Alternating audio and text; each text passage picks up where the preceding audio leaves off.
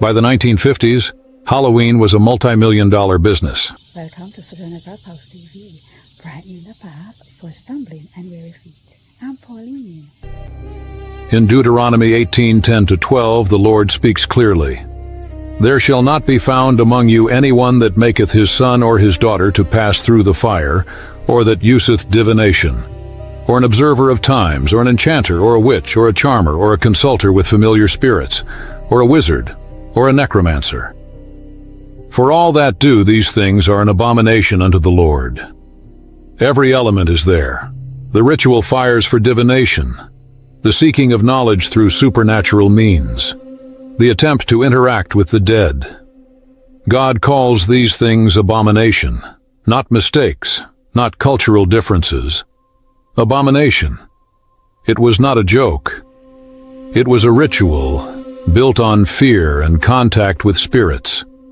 The people of Samhain were doing exactly what God forbids his children to do.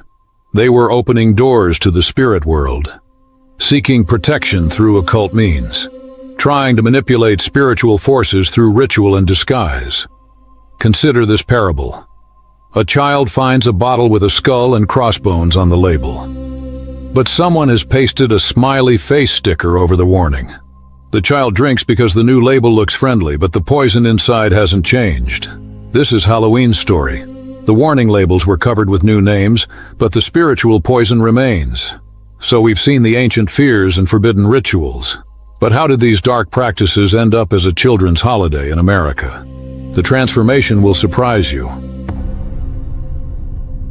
The Druids' fires should have died out centuries ago. The costumes should have stayed buried with the old ways. But in the 1800s, something unexpected brought them back to life.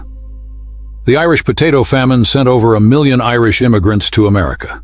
They brought their October traditions with them, including what remained of Samhain, now wearing its Christian costume as All Hallows' Eve. But America was different. Here, communities were looking for reasons to gather, for shared celebrations that could unite neighborhoods. Halloween got a makeover. Community leaders worked to take the frightening elements out, to make it a party for everyone. Newspapers encouraged parents to remove anything frightening or grotesque from Halloween celebrations. The focus shifted to games, treats, and community fun. By the 1920s and 1930s, Halloween had become a massive community event. Towns held parades, schools organized parties.